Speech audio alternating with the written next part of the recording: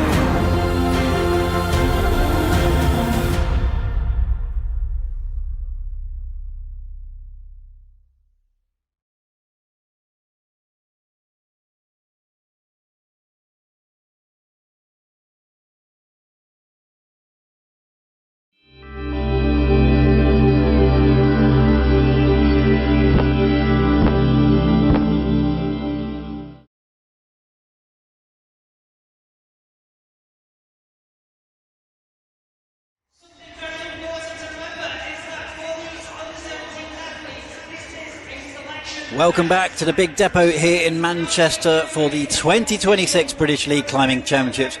We're live for the under-17s lead final for these young climbers out on the mats doing the observation at the moment. This is not just about performance on the day today. This weekend plays a crucial role in the GB team selection. Stakes are high for the climbers, and every move on this wall is definitely going to matter if the semi-finals was anything to go by. It's all set here in Manchester, and I'm delighted to be joined once again by legendary competition climber, Team GB Olympic coach, route setter and commentator Leah Crane. I am ready, Mike. I think the climbers look ready, and I'm quite excited that we actually get to watch the under-17s first and then move on to the seniors later. Yeah, it's going to be interesting as well, because one of the routes, the under-17 boys, is shared with the senior females. That's on the far right-hand side of the wall. Like Leah said, we will get on to the seniors after this stream, but first we've got the small matter of the under-17s to go by, and there were some absolute crushers if the semi-final was anything to go by. Leah, men's was really hard. Top scorers Spike and Oliver scoring just 30 plus, and in the women's it was really nice progressive route, but Jessica Ward totally dominated. Yeah, absolutely. In the boys, there was two, like you said, two clear front runners in semis, and it'd be cool to see if that trend continues. Again, we are on the women's route. It looks powerful. There's not many footholds where you want them. Will we see a repeat of the semi-finals with those two really pulling ahead? We shall wait and see. And in the women, there is, whilst the route was really progressive, there is a really clear split in the middle of the field with an almost 10-point lead in between fourth and fifth. So yeah, this one has the potential to be wide open. You never quite know. In semi-finals, as we saw in the seniors, especially in the men's, there was a real stopper move. The route setters have been working really hard since semi-finals. There's been a team of 6 of them absolutely going at it here at the depot to get these routes ready. And we can now see the athletes on the mats. They are down there doing the collective observation. So a bit of housekeeping then. The big depot here in Manchester, relatively new venue. On the guys there in the start list, they will be on the far right-hand side. This route is mostly with black and pink all the way through. Starts towards the left-hand side of centre, trends its way on just the most horrendous-looking undercut section, leaning rightwards. And it's just undercuts for days until they get into the head wall. Then it looks like some actual holds that might be physically possible to hold on to, but pretty small, and into a really cryptic end with some horrendous looking holds. 6 minutes observation. The route on the far left, that is the under-17s females. That's the one you can see there in the blue and red holds. A lot more sort of classic looking potentially, a bit more obvious to read potentially, and a little bit more straight up than what the guys have got.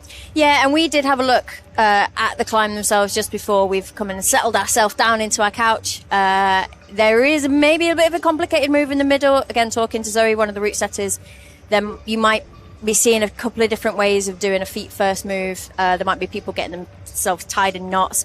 It does trend on a similar line to semi-finals, so we'll see how that actually plays out mentally for a lot of the climbers.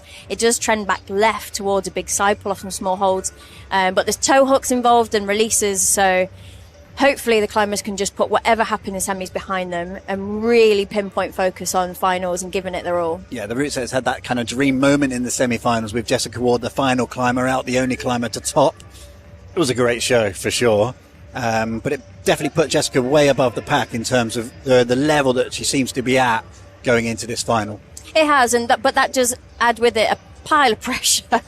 You know, she's topped the semi-final route. Can she do that again in the finals? She will potentially be able to hear in isolation if some of the other girls are getting higher, if there's a clear like leader, and who that might be. I think there's always a certain amount of anxiety before you come out to a route, especially when you can see maybe some of the clips swinging as to a bit of a clue around where the previous climber got to. But it'd be great to see that from a coach. Yeah. It'd be great to see her pull it out the bag again, and hopefully any of these girls could take the title. But Jessica really did seem out ahead. In the men's competition, Spike Forward, who we mentioned earlier, and Oliver Phillipson both went through to the semi-final with the same score at 30 plus, and the next 3 behind, all essentially on the same move, 25 or 25 plus. Really not much in it between climbers number 1 and 6. And Oliver and Spike way out with 5 extra moves on top. Do you think that was down to a route reading ability, let's say, down below on the boys' semi-final route? Yeah, the boys looked really uncomfortable right from the get-go. That route, it looked very, very difficult and cryptic from the beginning. And I think people were a bit of like an early punch in the face, that route. You just have to be like, whoa, okay, here we are, we've arrived at the British League Championship semi-finals. It was really awkward, and they really struggled to get into a bit of a flow, I think. And it was just those who could deal with that early phase of the route, got things moving a bit more comfortably like they might expect, is what we saw from Oliver and Spike, and that's how we saw them progress an extra few moves. Yeah, I guess taking one attempt to do a move versus maybe 3 or 4 half attempts and not figuring it out quite as quick and it feeling wrong is going to be better. It's not going to zap you as much. You're going to make more progress up the wall. And again, Are we going to see that trend? It looks a bit more obvious about what you have to do, but it looks way more powerful than before. Yeah, this wall here, you can see it right in front of you. There's a sort of steady intro, but then it goes into a massive 55 degrees overhanging section before things just ease off slightly towards the head wall.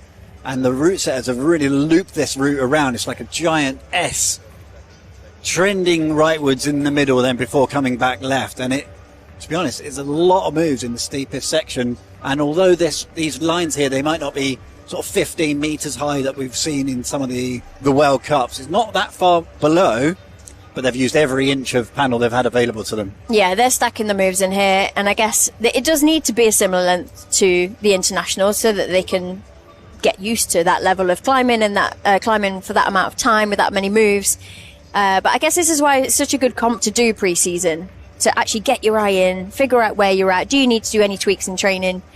Yeah, what's crucial about this group of climbers we're about to see, this isn't for the British League Championship title, that comes only for the seniors. This is purely about team selection. And to be honest, team selection at this stage in their careers is possibly more important than walking away with a medal to their name.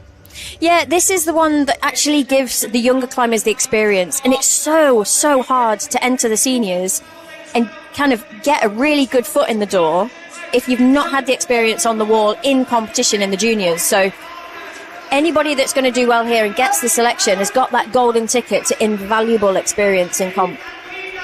Top words from Leah Crane, you can tell why you're an Olympic coach. First climbers are heading out here. They've put no expense spared. There's a huge lighting rig in place. The atmosphere is fairly intense. There's stage seating just behind the climbers, but they are quite close to the wall. So this one is feeling pretty on the edge of your seat stuff. First climber out is going to be Elijah Ashworth in the men's competition, wearing 18 on the back of the bib, and Alicia Land in the women's. They are running simultaneously. Alicia just a little bit behind. Looks like she's got the thumbs up. They are off, and a little slip actually straight away, just out of shot there. So a little bit of a nervy start there for Alicia Land. But here we go then. Alicia on the top right and just screen, and Elijah Ashworth. Yeah, and the setters look like they've given the boys a little bit of a nervy start on this as well. It's not your typical grab a hold and climb. It's this next section is thumb above your head. Yeah, this move here, just literally pressing above your head, standing on the sort of big sphere volume below, and then potentially just a little pop out left. However, the pop out left is a bucket, thankfully. Yeah, you'd want it at that low down, to be honest. This is it's like a little test of nerves just early in the route. Sort of, thanks for coming. Is it a jump? Deal with is it this. a lean? Yeah. Or is it somewhere in between? Oh, Alicia just looking a little bit lost. She's got a really kind of good undercut hold out right, the big blue one, but looking like she's just struggling to commit getting there. Yeah, Elijah, no such issues with commitment. Sort of just stood there for a while, really figured it out, but then just gave it the full beans leftwards. Here we go. Nerves are settling. We'll give them a few minutes to settle in, and then they need to get their act together. Yeah, they've only got 6 minutes, so at some point they're going to have to get on with it.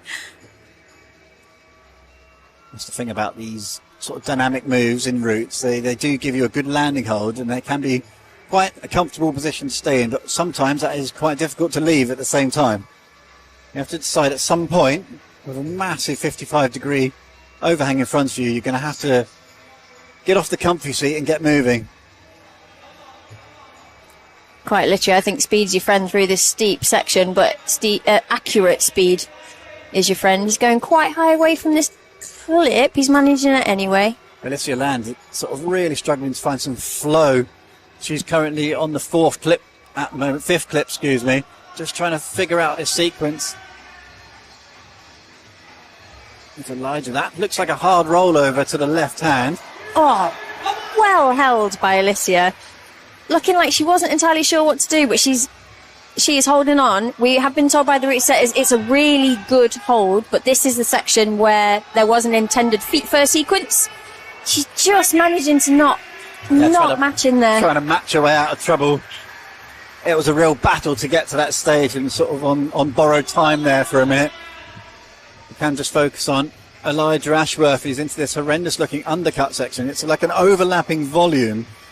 The big black Not sure what sort of shape that is, like some sort of Death Star And here's hanging the- down. Oh, another here's big the- move sideways. Drop down, but he dropped down the wrong way. He's dropped all the way down. Yeah, sort of like it's sort of a committing move down and right, and he almost sort of threw to it, but just came up short, almost underestimated that next move.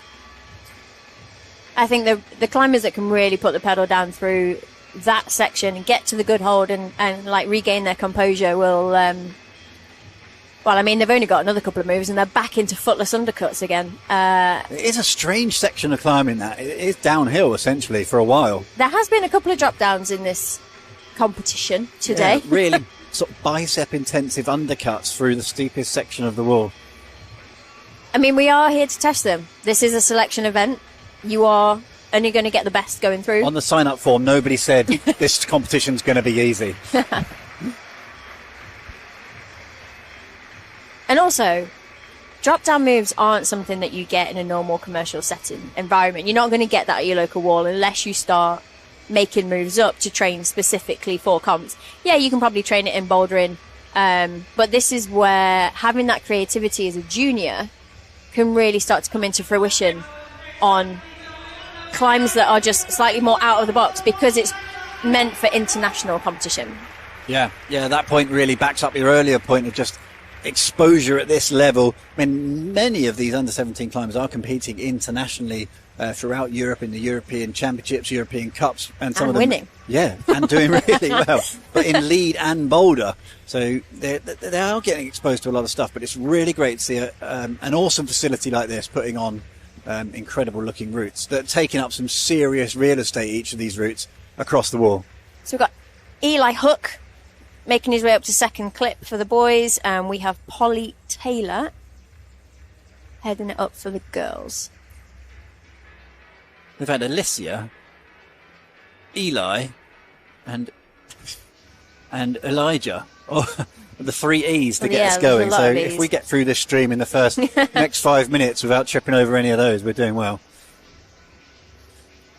So Eli and Polly. Again, let's see if Polly can actually gain some traction on this start of the final. Alicia was just struggling to find a bit of flow before. Yeah, Eli's got that awkward pressing section. Once you get comfortable in there, sort of like an arm bar press, it is quite comfortable to stay there, get the clip, and you are stood on a massive ledge, but you can see him eyeing it up there, but no issues, absolutely no issues at all. Just took his time, controlled it, and just went with confidence. Yeah, Polly definitely making faster progress. Getting her eye in. There's one of those, that left pinch is on. And so many of the women had troubles on those holds in the semi-final round, and we had a couple of huge casualties, including one of the favourites here in the for the seniors. Iggy Rinaldi really struggled on that type of hold. Yeah, that was a heartbreak. She actually made the clip and then fell off the next move. Head in hands. And Eli just entering the section now where you don't want to be hanging around. Really good body tension. Needs to keep his feet on. Figure out where he's going to clip from. Whoa. Looks a little bit indecisive there. I'm not sure if he was kind of panicking a little bit about how to get that clip or grab the hold. Second climber out of 8 already done in the under-17s males as we focus on Polly. Worked her way through that awkward section quite nicely. William Duncan will be out next. This is Polly at the moment, looking really good. Yeah, so entering the toe-up section, talking to Zoe, the route setter, this is where we start to move out. Yeah, bring the feet over with a little bit of like a pumpy, cruxy little bit here before we head up into some more, I was about to say, more powerful moves higher up. You need to get into the undercut, get your feet up high. Just not quite getting there for Polly.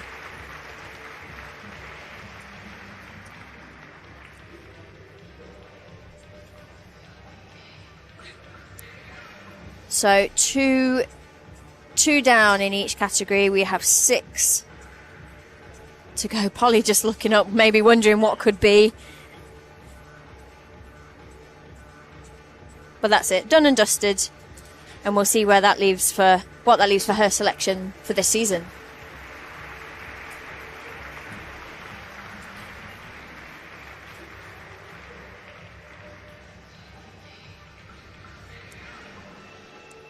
So the middle route you see there, nobody climbing on that at the moment.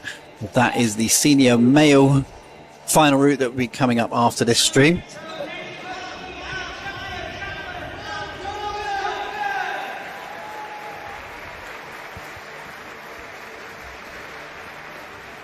William Duncan then out next, along with Maya Chapman.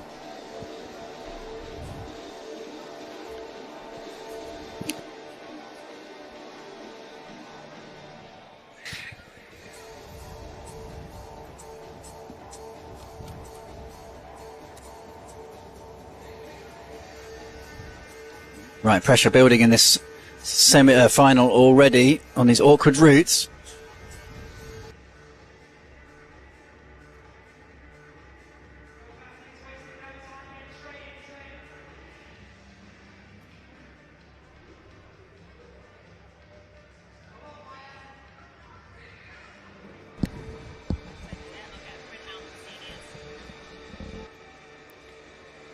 Into the action, off the floor they go. Oh, it's always hard to get into the floor when you first step off the floor. It really gives you an advantage if you can get there quickly.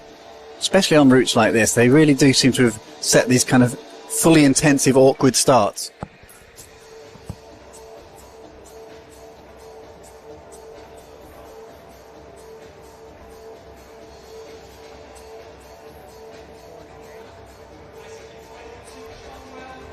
Oh.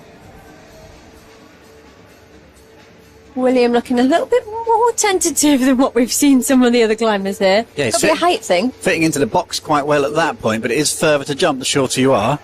No such issues in the end. Just, yeah, a little nervy moment. Imagine if you're William's coach or parents, friends and family. That's not a comfortable position to be watching from. And a very sweaty hands. Yeah. Maya's looking really solid through that sort of jump move into the right-hand shoulder there. Yeah. Let's just say that. Just a little bit of rope drag, bit of an issue, but just find a way through it, just matching your way through those holds. Route setters potentially looking for something a lot more funky than that, but... Yeah, I think they were looking for a feet first. I think the blue is just too big. They can match. It needs to be tiny for them not to match. Oh, every hold just snatching at now. She's got the good three-finger drag on, though, so she's in a good position to not be powering out too much.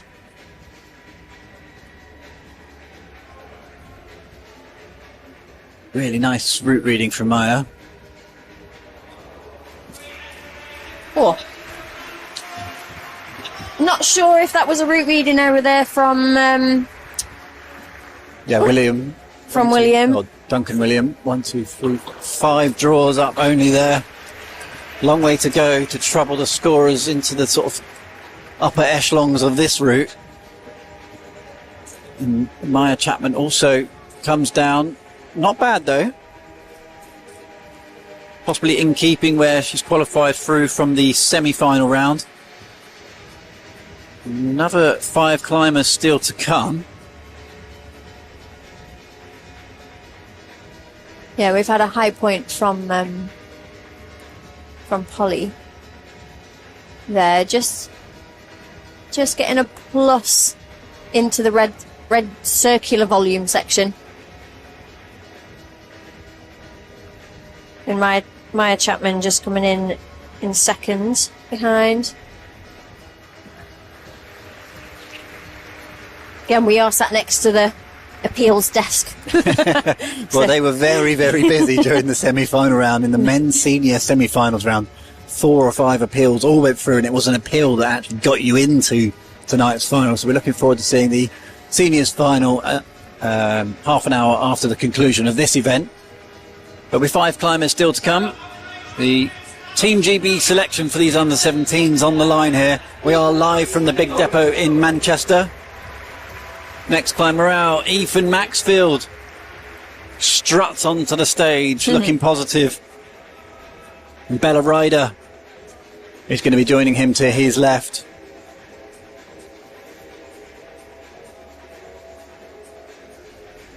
Again, each just taking a few minutes just to retake in what they looked at in observation. Yeah, you have that 6 minutes observation, right? But then you just walk away. You must have done a lot of work on this as a coach. But how much of that actual, there's 40 odd moves there. How much of that do you remember, and how much of it is just kind of, well, that looks complex, I'm just going to have to go and wing it when I'm up there? I mean, there's some climbers out there that can remember it move for move. If you're like me, with memory like a sieve, I kind of I try and identify the important parts. Where does the crux look like it's going to be? Are there any rests that seem really obvious? Yeah, when you're going to have to think tactically, when you're going to have to climb fast, that sort of thing. And also, what we're going to do about these clips. Where do you need to clip from? And it's such an important question that can sometimes be overlooked. Yeah, clipping is just such a crucial element, obviously, in terms of safety. Not falling to your doom. But in terms of just the way that a clip becomes a move as part of lead climbing, and sometimes the route setters play with that. They make a clip quite tricky, just to add difficulty to the line.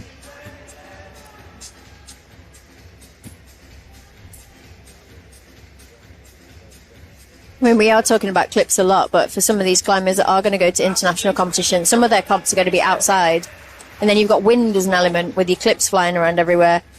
And it's just really silly little things like that. Is like, have you trained with swinging clips? And it just gives you that edge, that advantage that can sometimes make or break your comp. Yes, you mentioned it earlier, but when you see the rope being pulled down from the previous climber and the drawer is moving, does that give you an immediate high point to think, I've got to get to at least there? I mean, it plays on your mind, but again, it depends on your psychological approach as a climber. Good catch by Bella there. That was a big pop. Yeah, real positivity. It goes for the chop under. That's better from Bella. This is what the route setters expected, a little bit more so. Reading it really nicely. Yeah, and actually, it almost looked a bit easier for her there. You wouldn't necessarily suggest that feet over your head is easier, but actually meant she could flow through it. Yeah, exactly. Move with positivity. As Ethan battles with that left hand, we're starting to see that particular move causing a number of different issues.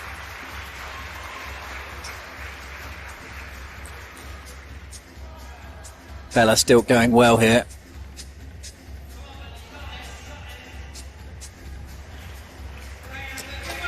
Yes, we've got to tie it in the final, but that will be sorted out by the count back with Ethan coming in second and Eli taking third at the moment anyway.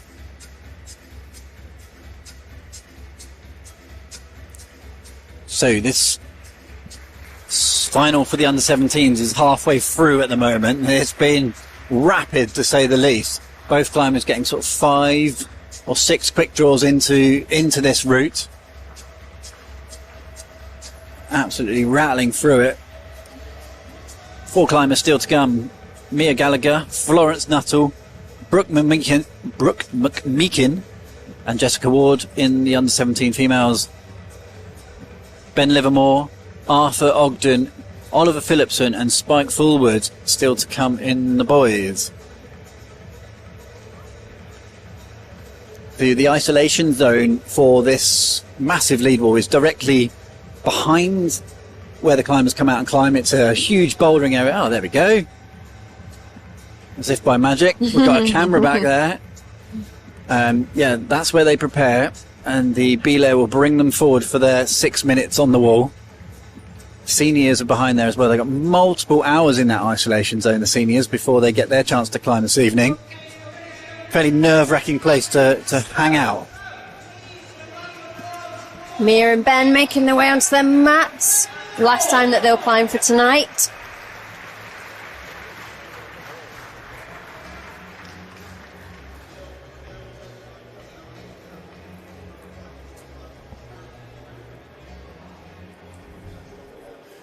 The White Spider squad superbly well represented here. White Spider's a good climbing centre down in the south of London. Just that strong contingent of female climbers that seems to be dominating the sport around the UK at the moment. Yeah, I think when you really get some traction with some of the local climbers, they start doing well on national, international stages. It really inspires the climbers all around them, and they all kind of club together, and it's Yeah, really it good just when you can brings them along, train doesn't it? Yeah. with each other and actually share the same highs, lows, anxieties, Just awkward rope joys. position there. Sorry to interrupt. Oh. Just the rope has just got a little bit caught under the volume, so needs to get that released first. That's where he needs to use his foot. A little bit dangerous here at the moment, actually. There we go. There we go. Nice footwork. Didn't seem too phased by it, to be honest. I think the B-layer might have been more nervous than the climber. There are mats on the floor at this particular gym, Big Depot in Manchester, which is that's quite nice. It's not a hard floor straight down, which is like it is at most walls. So Ben Livermore in that group of climbers on 24. Oh, missed the jump. The hips came out really far from the wall there. First climber to miss the jump. Really unfortunate for Ben. Just 4 clips into that one. I think that's going to play on his mind a little bit. Right, and what's interesting is the speed that this semi-final final is going. The next climber in the isolation zone has got to get ready. Everyone has to be ready immediately. There's no kind of like, oh, I think we'll just chill out here for a bit. There's the one that's rattling through. No, and I think as well, they're going to be fairly warm from doing semi-finals. I think you'll just want to start warming up the crucials, your fingers, making sure that you've done some dynos. You've got a bit of a vague pump. You don't want to do too much for a final, in my opinion. That's really nice from Mia. Bit of a knee scum. Yeah, how she's managed to just get a bit of a drop knee in that. It's a really awkward tweak of the knee. Really good route reading, though. Shows a level of understanding of climbing. Saying it's a knee scum and not knee bar because the route setters have placed the foothold perfectly, just the right amount of way to not be able just to. at the wrong angle to knee bar. Knee bar is where you wedge your leg essentially between your foot and your knee, and you can take, usually, if it's a good one, you can take a bit of a rest. Right, let's get some speed on here, man. Let's get some moves in the bag. Every move is sort of tensiony, precise, requires a lot of route reading.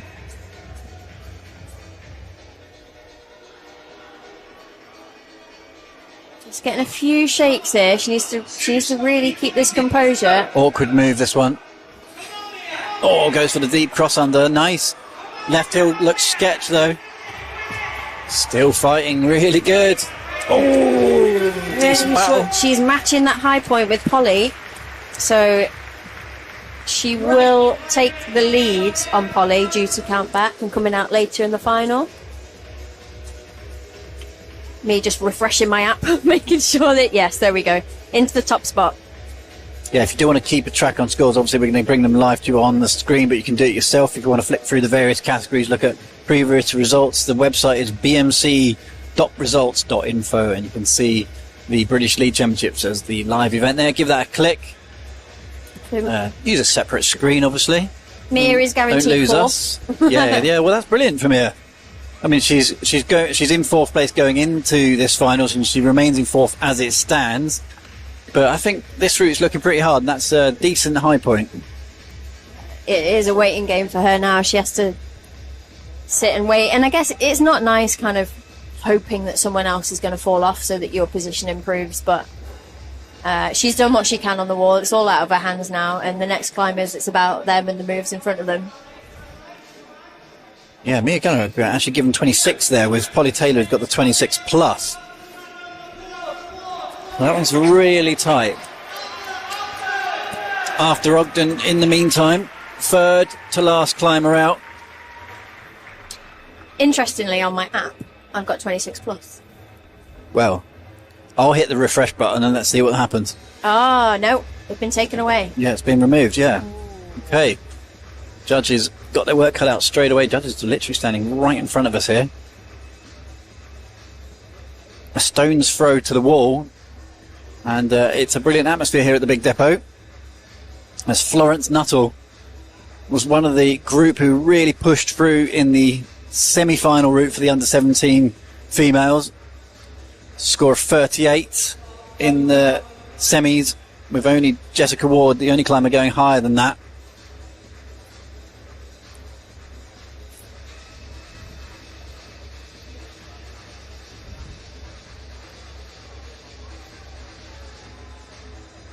There's that rope again. Oh, really smart work there. from Arthur. Yeah, good to have that awareness, especially when you're so focused on not falling off this kind of jittery start of the wall. Is actually still keeping in mind that you need your rope to come with you. The skill set is so varied on these routes, isn't it? Like, gone are the days of just sort of doing 40, 50 crimp moves in a row and just snailing your way up a wall for mega endurance. Like, everything's so awkward and complex. It is bouldering on a rope. Like, you know, you will see these moves in a boulder comp. But you've just now got 5 or 6 of them stacked on top of each other and you've got to tie in.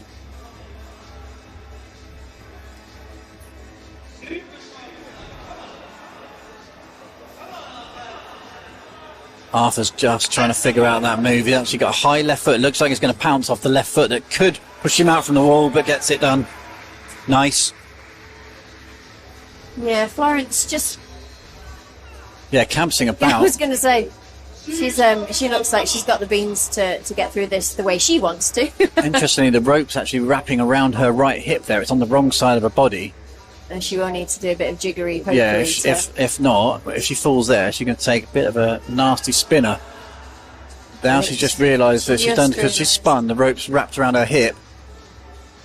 That is going to slow her down. We saw in the semi-final a couple of real issues when it came to clipping positions. Oh no, it's just around oh no, it is round. Yeah. Oh gosh. I think it was around her chalk bag. Okay. Seems to have resolved it one way or another. Arthur now trying to push rightwards. This is the move here we've seen so many struggle on.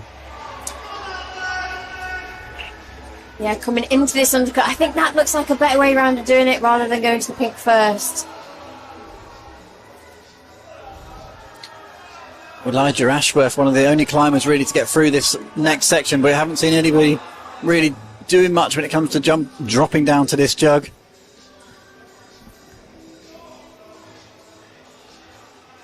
Yeah, so this is where, in my opinion, he needs to make sure his hips flick into the wall so that he's got enough time to latch and drop down. Here we go. Oh, and he's missed it too. That looked like a really good setup, and it was just a fumble. It's a weird move, isn't it? It just looks like it's just right there, and it's a positive hold. Here we go. High point for the girls. Yeah, Florence looking really good here. Big shout to Come On Flo. Decent left-hand undercut, but another awkward clip here. Just sort of in that panic space now, looking at the clip, not sure which hand to go off. Dials the right thumb into the bolt hole to try and get a little bit of extra purchase.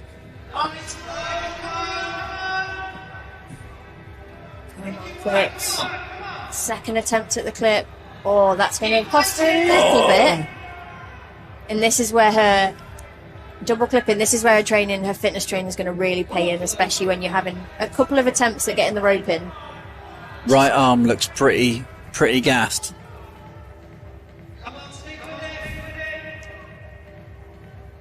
And this will be, when you get so pumped, it's really mind over matter. It's, can you ignore how pumped you are? Trying to dial in some sort of knee bar there. Don't think it's available. It's a good battle. It's definitely a new high point.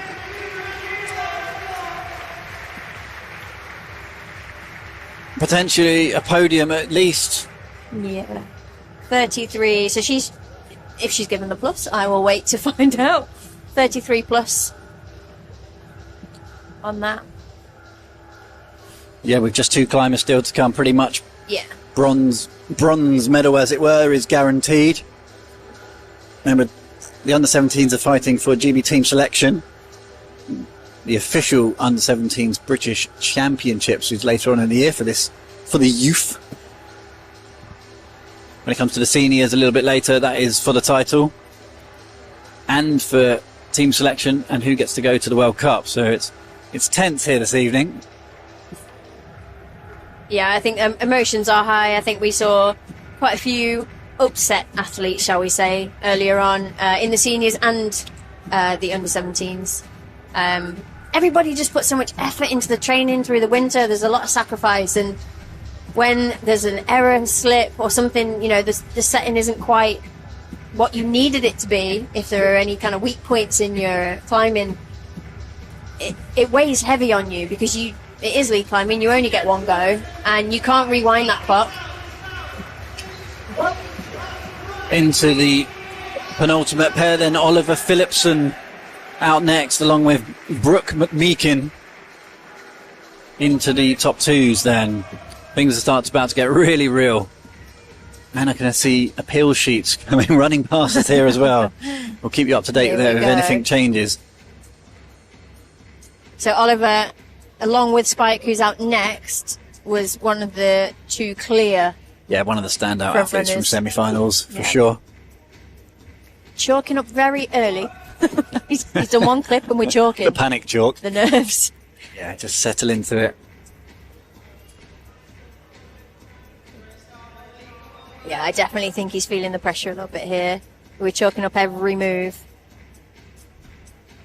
I wonder if he knows that this final was really rattled along. It's gone quickly. If he just thinks, I just got to get every move dialed here. Just focus on the lower half. Yeah. You know, going guns blazes into this point probably isn't the right technique.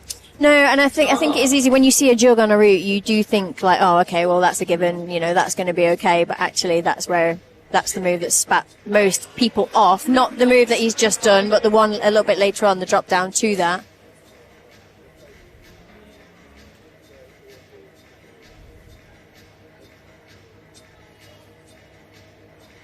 And I do know that Spike, who's coming after him, has got a very strong bouldering pedigree.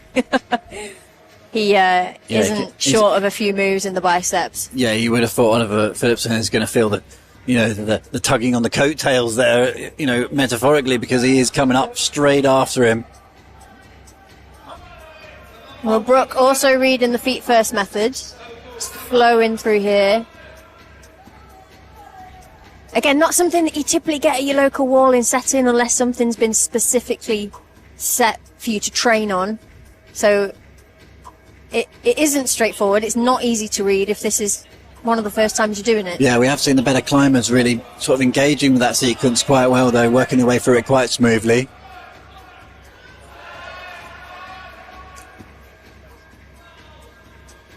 A lot of cheering here for Ollie, for Oliver. Oh, foot slip. There's a foot slip. Just a foot slip. Not the place to lose tension, and huge unfortunately upset. That has happened for him. Spike will know that he is down quick. He never looked in the flow though, did he? We thought he might just be taking it cautiously, but just didn't seem to be clicking there. Brooke taking the cut. She's got extra, but she's reading the section a little bit differently. She's not done the cross through, but again, she's making it work. And a hand slip for Brooke, left hand coming straight off. My God, this is brutal. This is, at the moment, this is like an 8 metre under 17s final on an 8 metre wall. Wall here is topping like 40 odd moves. And we're on 21 plus on the men's, not even halfway. So that does sit Brooke in third position currently, ahead of Mia, even though they've got the same score. So with Jessica Ward still to come, we need no errors from her to that point, obviously, so that she can make the podium. Again, this is selection event for the world stage. These climbs are not a given. They're not easy. I feel like sometimes it's kind of easy to be like, oh, you know, the next bit looks all right, or those holds look huge, and when you're on the rope in person, it's not the case. No, it's definitely so steep, that wall. It's one of those walls you stand underneath and your neck hurts quite quickly looking backwards. So 21 plus is the men's score. Both Arthur Ogden and Elijah Ashworth on 21 plus. The drop down move to the jug out and right. So Spike forward has got to hit that hold and control it to win this event. And Jessica Ward is looking for something much higher. I think it was 33 plus, was it? 33 yes, plus. 33 plus. Yeah, Florence Nuttall, which is high up into the upper on third of this route. She needs to get off the sausages and to take gold. That's not a sentence I thought I was going to hear today. I'm a visual climber.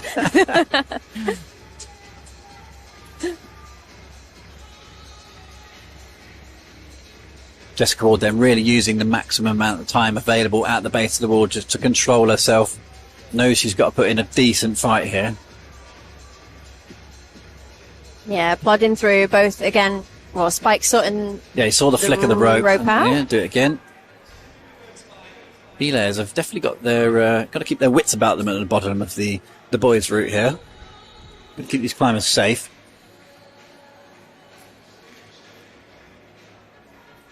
Spike almost no hesitation. Chilling. Just gives it the steez across the wall. Bro chilling. Yeah, it's sort of just over a metre leftwards, that move.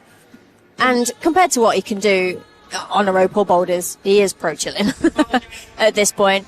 This is where he could ramp it up a little bit in terms of speed, but he does only need to get to that next drop down jug to take the gold in the next 8 moves.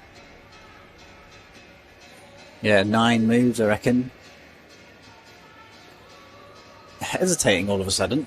Oh, shake of the head. He was trying hard. Interestingly as well, Jessica just looked a bit spanned out there for a second. If there's one thing that Jessica's well practiced at, it's figuring out how to get around her height being a problem. Another big move. Also rope wrapping around the back of her head there. Will she just be able to get that untangled as she flips inverted? Yeah. Oh! Fighting for it. Fighting. He's fighting for this title. Rescued it. Yikes.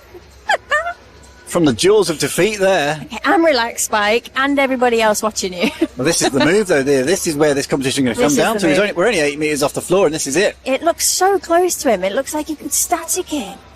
For the win. Oh! But he does take the win on countback. Yes. Oh, what a shame for the boys. Nobody gets past that move. 21 into hold 22. It's so bizarre as well because they're capable of so much harder moves, but I think when you're put in a situation of the stress and the pressure and you only get in one go, it makes you climb a bit funny sometimes, and I think you can see it in the boys' body language when they're on the wall. Yeah, a bit flustered by some of these moves. That one, we'll check with the scores as they come in.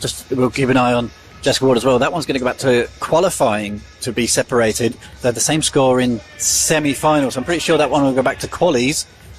Wow, what a brutal outing that was. That was over very, very quickly. Jessica Ward, on the other hand, is going nicely here.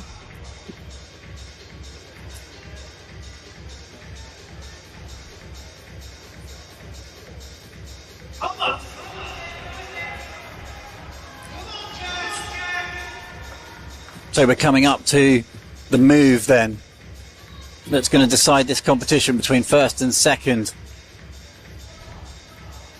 Florence Nuttall currently with 33 plus, that's it. She has gone past it, high point. She's been dominant all weekend here, Jess Ward. Crushed it in the semi-finals by topping that route, the only climber to do so. And is still in control here in this cryptic upper section. Ooh, dirty right hand. Foot has just stood on a little jib, but it's enough. She looks disappointed, but as soon as she looks around, she will know that she has done enough. She won't know right now. Just needs to make a little bit of eye contact with someone so that she can know. Interestingly, in the boys, Arthur Ogden did qualify ahead of Spike in qualifications. Currently sitting number 1 on the leaderboard, but there's people running around, so who knows? Who knows what's going to happen? So stand by for scores because there's potential that these are going to change all over the shop with appeals that might come in. Yeah, this one is. It's really close.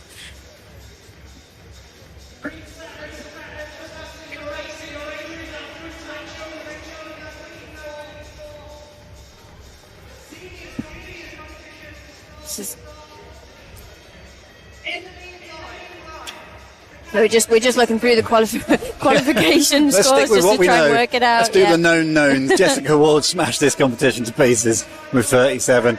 didn't top the final route, but was easily comfortably ahead of the rest. Florence Nuttall is going to take away the silver with 33 plus, and Polly Taylor and Brooke McMeekin, Mia Gallagher just behind, but it is Polly Taylor who takes the third place.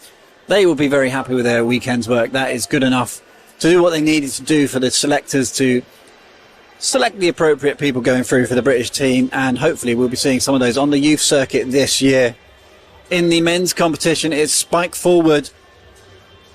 Due to count back, he takes it to 21 plus. Oh, look at the scores. 21 plus, 21 plus, 21 plus.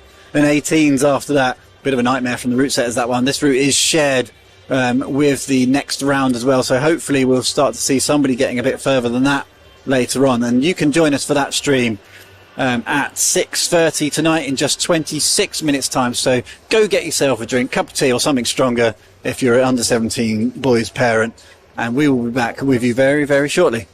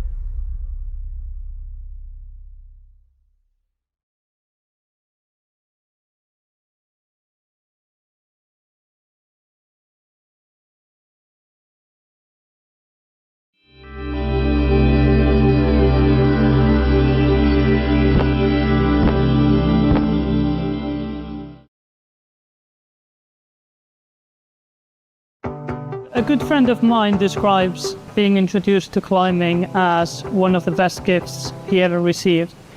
So if we think of introducing people to the outdoors and climbing, mountaineering as a beautiful gift, then why would we deprive anyone from it? Okay.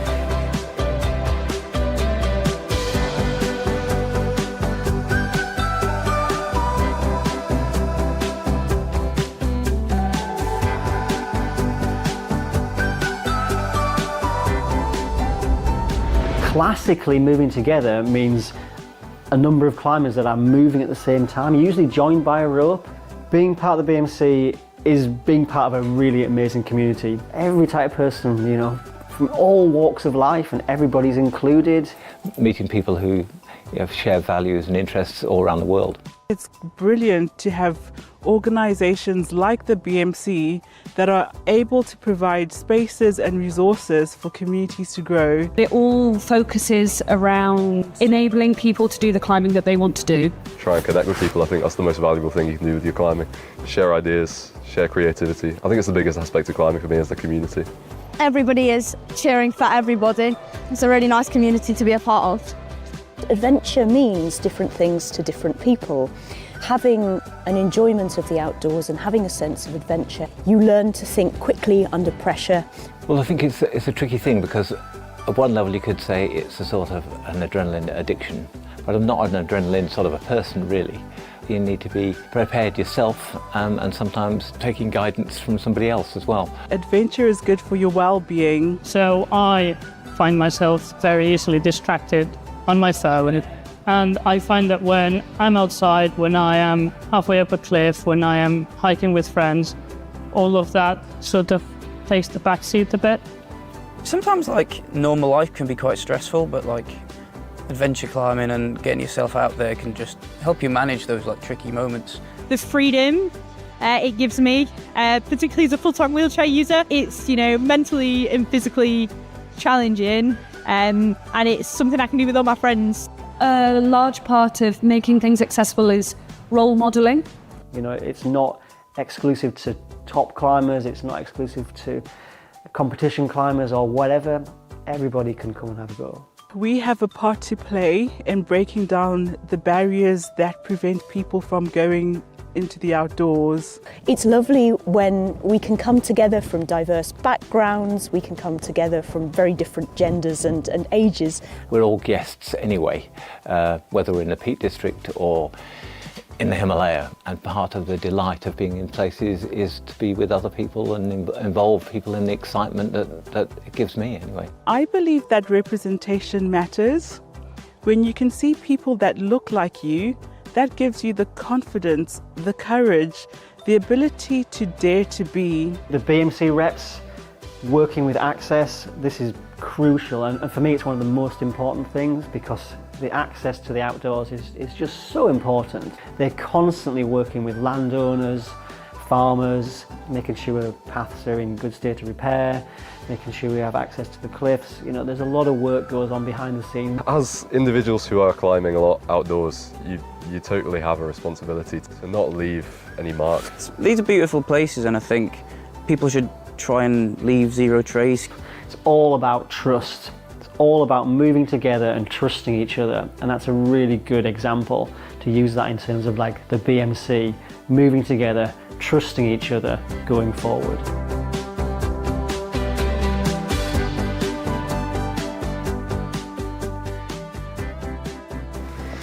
No, that's well nice, try it. Go on. I think supporting each other, not just through climbing, but through life is quite important.